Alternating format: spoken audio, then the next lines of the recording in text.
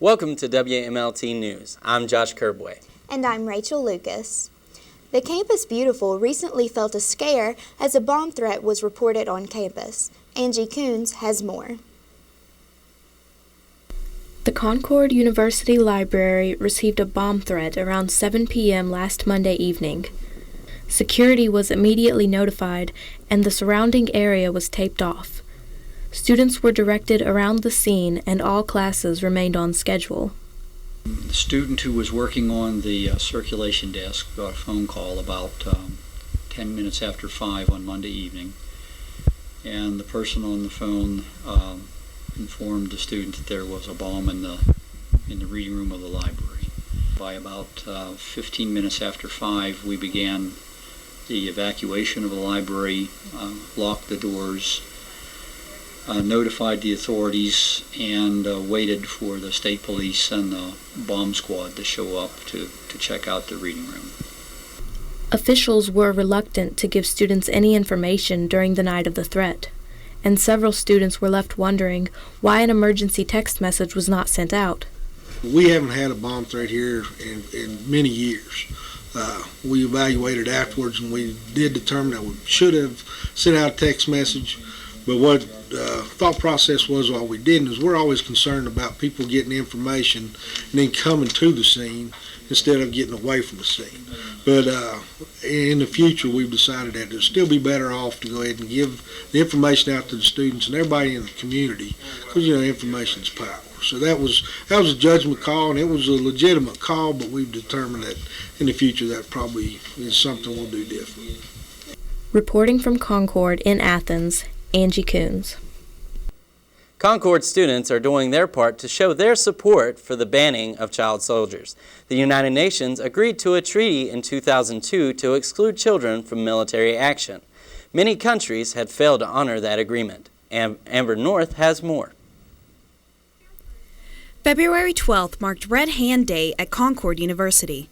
The event was sponsored by Amnesty International and was used to increase awareness about the 250,000 children still being used as soldiers in 20 armed conflicts worldwide. Concord students lined up to write their names in a personal message on a piece of paper urging this to stop.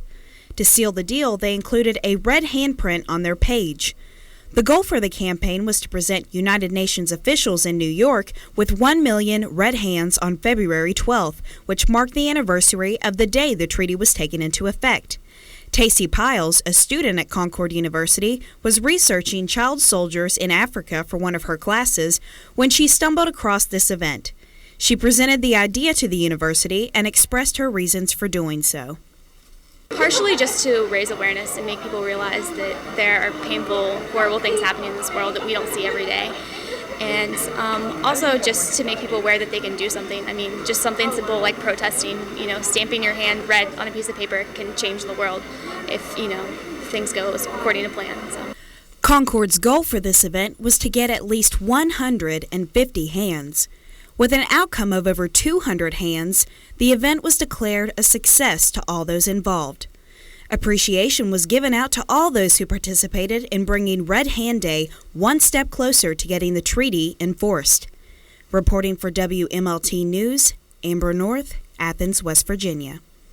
Senior citizens in the area recently had a chance to celebrate Valentine's Day in a very beneficial way. David Burnside has more. The Mercer County Commission on Aging held a special event just before Valentine's Day for Mercer County seniors. This was called Happy Hearts Day, and we've been having it here at the center for several years. Today we had about 175, 80 had signed in. We had Christ Incorporated. They did a fantastic job for over an hour of wonderful gospel music. We've got bingo going on this afternoon. But the Happy Hearts event is not just for fun, but a service of education for the health of seniors in Mercer County. Oh, we've had a great day. This is over 10 years that we've been doing Happy Hearts Day. We're celebrating Valentine's Day, of course, but February is Healthy Heart Month. So we take this opportunity to provide education. We had 29 vendors here with information for seniors on how to keep their healthy, their heart healthy, and themselves healthy. So, if you're a senior in Mercer County, here's what the center can offer you. It doesn't cost anything to come, just a little donation for lunch. And we have everything from exercise, devotions, line dancing, bingo, and crafts, and you name it, and we have something going on here. Movies with free popcorn, so we have it all. Beyond the nutritional components, it's the fellowship, the friendships, and I see just acts of kindness here every day that make me smile. David Burnside, WMLT Princeton. After the break, we will take a look into Mountain Line sports and get a preview of tonight's Academy Awards. Stay tuned.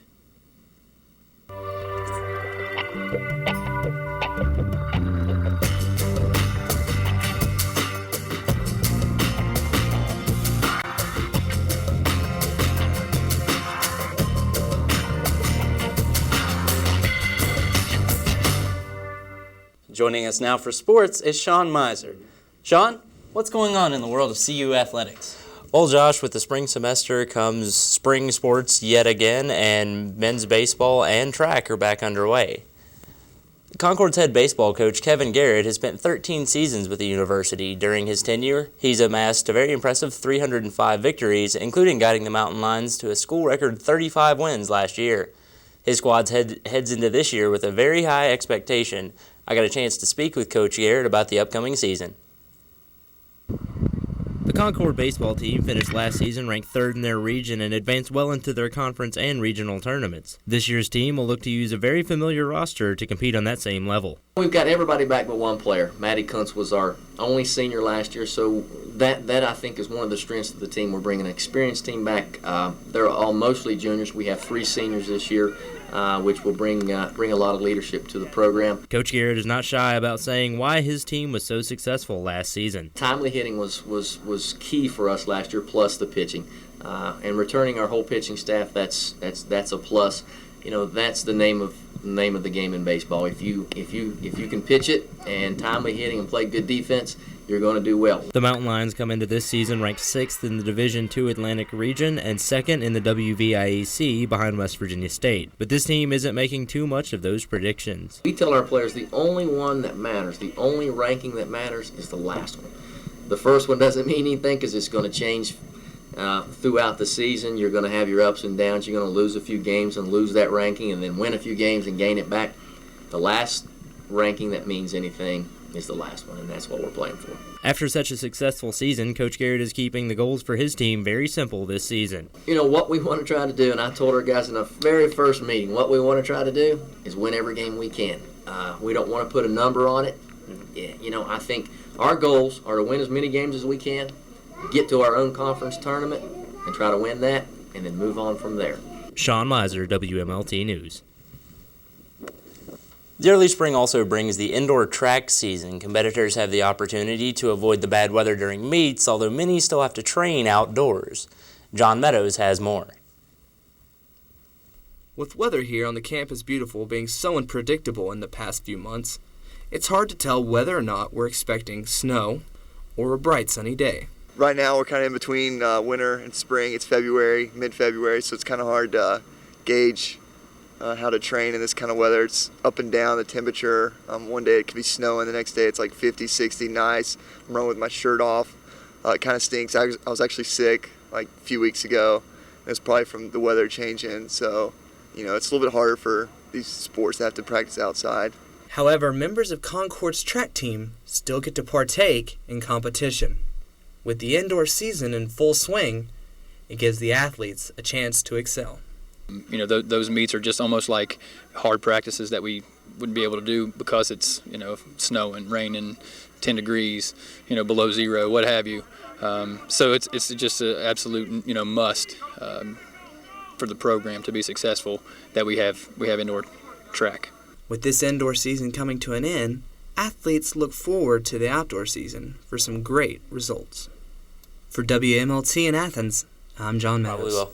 It's become a Concord tradition to host Women in Sports Day every spring. This year was no different. Our own Rachel Lucas was at this year's event. Concord University celebrates the 6th annual Girls and Women's in Sports Day. Clinics were hosted here in the Carter Center on Concord's campus.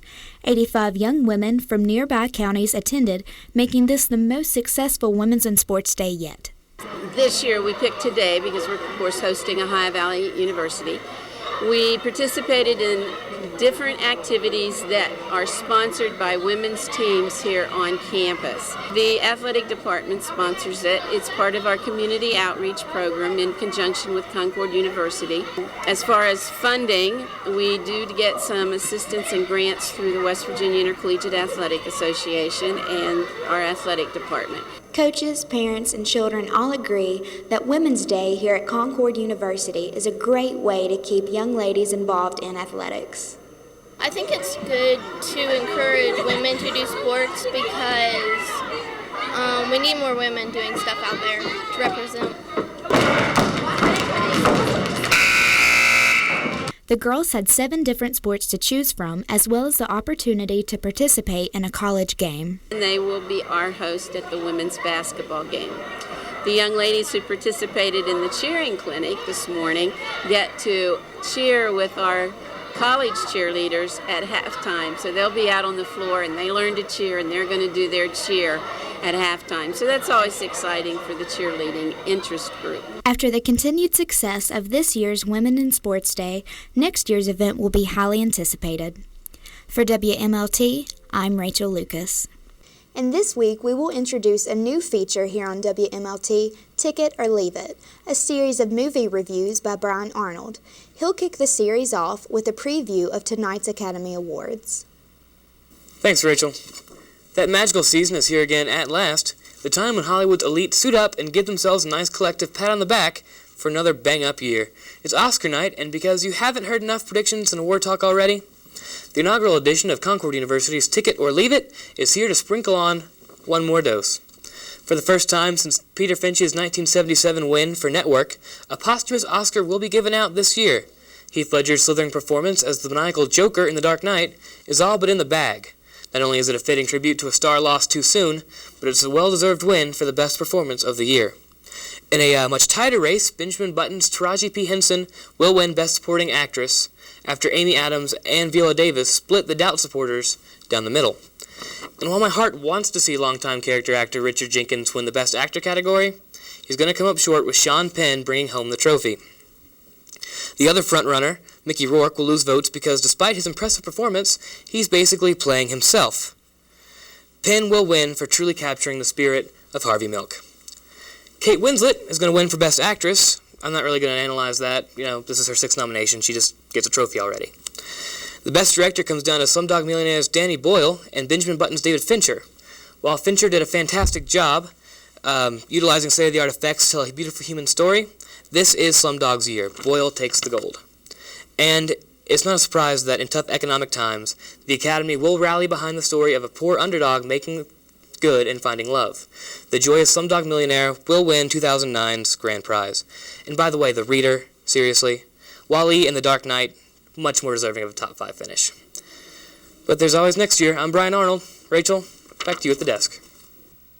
That's going to do it for this edition of WMLT News. For Josh Curbway and the rest of WMLT, we'll see you next week.